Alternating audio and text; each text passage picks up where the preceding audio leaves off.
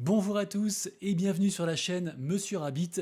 J'espère que vous allez bien et je pense que vous allez bien. Forcément, vu la gueule du marché, on ne peut que aller bien actuellement. Alors vous le savez, ici tous les jours on parle d'actu crypto, meme coin, NFT, jeux blockchain, airdrop, pas mal de choses. Et d'ailleurs, si vous voulez louper aucune vidéo, pensez à vous abonner à la chaîne. Mais aujourd'hui, j'étais obligé de commencer par ça.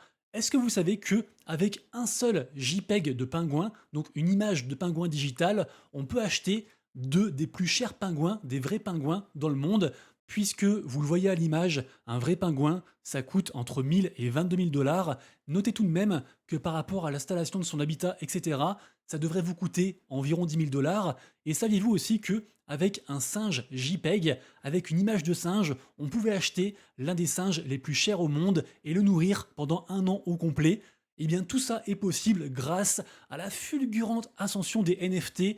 Beaucoup les croyaient morts, beaucoup les avaient enterrés, et au final, après de longs mois de bear market, après de longs mois de traversée dans le désert, les NFT sont en train de rejaillir comme jamais, un momentum qu'on n'attendait pas, parce que en général les NFT ça repump plutôt en fin de cycle, pendant un bull run, et là en fait il y a tout qui explose, donc vraiment ça fait du bien, on va forcément en parler. Vous le savez, tous les matins sur mon compte Twitter, je fais un petit récap, et aujourd'hui c'était la folie, puisque les multiplicateurs de certaines des collections NFT les plus capitalisées commencent vraiment à faire tourner la tête. Alors vous le voyez, j'ai pris en exemple les Pudgy Penguins et les Bored Ape. Donc un NFT Pudgy Penguins aujourd'hui, ça coûte 50 000 dollars, et un NFT Bored Ape, les fameux singes NFT, ça coûte 70 000 dollars.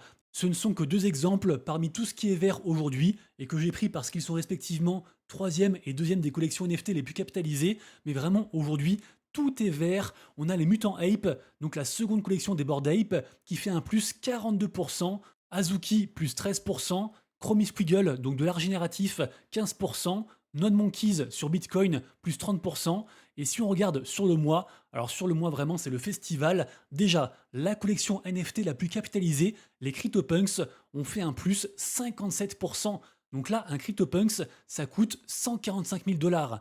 Et il faut pas oublier que dans ces collections NFT, il y a des raretés, donc tous les NFT ne se valent pas, et les gens riches, les baleines, préfèrent acheter en général des NFT plus rares, donc c'est pas rare par exemple dans les CryptoPunks de voir des NFT partir à, vous le voyez, 500 000 balles, 400 000 balles, et c'est bien sûr pareil pour d'autres collections NFT, comme les Bored Ape ou les Pudgy, et n'oubliez pas que les NFT s'expriment dans une crypto, donc quand les Pudgy Penguins passent de 7 à 13 Ethers, ils bénéficient également de la hausse de l'Ethereum, qui a pris, je vous le rappelle, 42% ce mois-ci. Donc en fait, c'est une double augmentation. Donc vraiment là, sur le mois, on est sur un rebond assez spectaculaire des NFT. J'espère que ça va continuer, mais franchement, ça fait du bien. Le plus gros du positif se passe bien sûr sur Ethereum, puisque vous le savez, c'est la blockchain qui fait le plus de volume en termes de NFT. Elle est loin devant. On a donc en premier Ethereum, puis Bitcoin, puis Solana. D'ailleurs, pour les NFT Bitcoin, les NFT ordinal, c'est un peu plus compliqué, c'est un peu plus en dents de scie, parce que l'écosystème reste encore compliqué, notamment pour acheter un NFT, c'est moins facile que sur Ethereum, même si en vrai, ils ont fait beaucoup d'améliorations. Et par exemple, aujourd'hui, on a les Non-Monkeys, qui sont une des meilleures collections NFT, qui fait un plus 28%, et qui a donc un floor price à 0,12 Bitcoin, ce qui fait quand même environ 12 000 dollars, donc un peu plus que 3 Ethers. Également aussi, on a les Bitcoin Wizards, une collection que j'aime beaucoup, qui fait un plus 30% aujourd'hui, mais hier, tout était en négatif. Donc voilà, sur Bitcoin, c'est plus compliqué. Et par contre, sur Solana, c'est un peu plus mitigé, mais en vrai, c'est normal, parce que le sol a explosé. Rappelez-vous, il a atteint un nouvel ATH, genre il y a une semaine, un truc comme ça. Là, actuellement, il est à 242 sols. Et donc, forcément, vu que les NFT s'expriment en Solana, si le sol explose, des fois, en fait, le floor price corrige pour à peu près s'équilibrer. Donc, rien d'alarmant. Et on a même des collections NFT reconnues sur l'écosystème Solana qui recommencent à faire des belles perfs. Je pense par exemple aux DayGods. DayGods, beaucoup les pensaient morts. Aujourd'hui, ils font un plus 12%.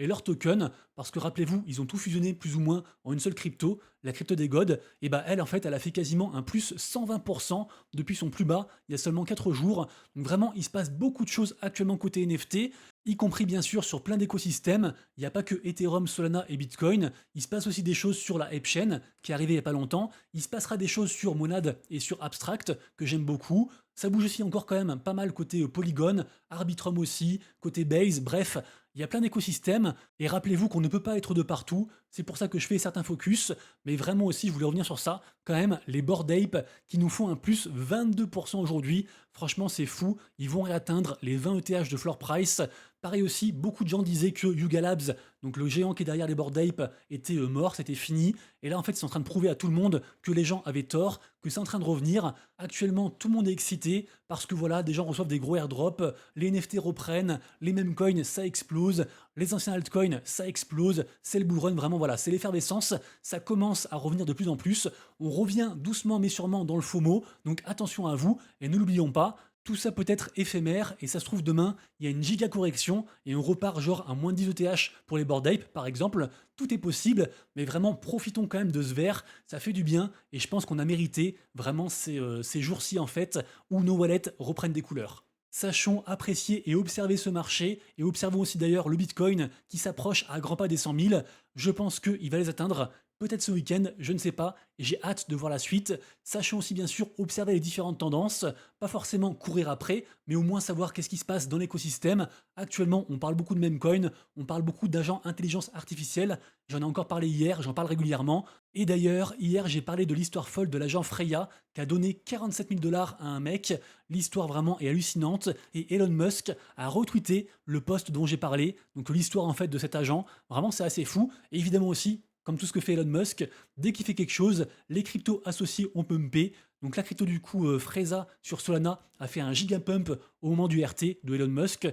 Et la crypto équivalente sur Base, qui semble d'ailleurs être l'officiel, pareil aussi, elle a fait un giga pump. Et là pour l'instant, elle est capitalisée à 40 millions. Donc voilà, tous les jours, il va se passer des dingueries. Tous les jours, vous allez voir sur Twitter des gens qui disent j'ai gagné 100 000 balles avec un airdrop, j'ai gagné 200 000 balles avec un memecoin, etc., etc.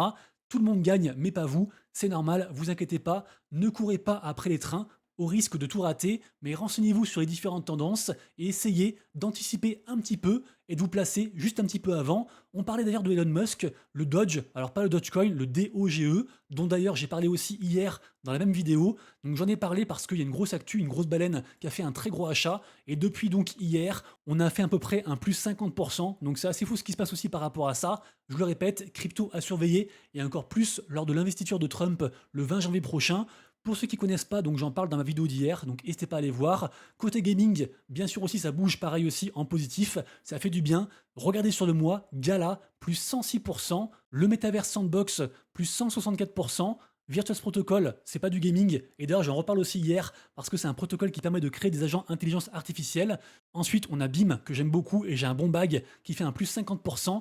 AXS, le précurseur, le token de gouvernance du précurseur des Play to Earn, qui nous fait un plus 64%, Decentraland Metaverse aussi 114%, même le petit Ronin fait un 42%, donc ça fait du bien.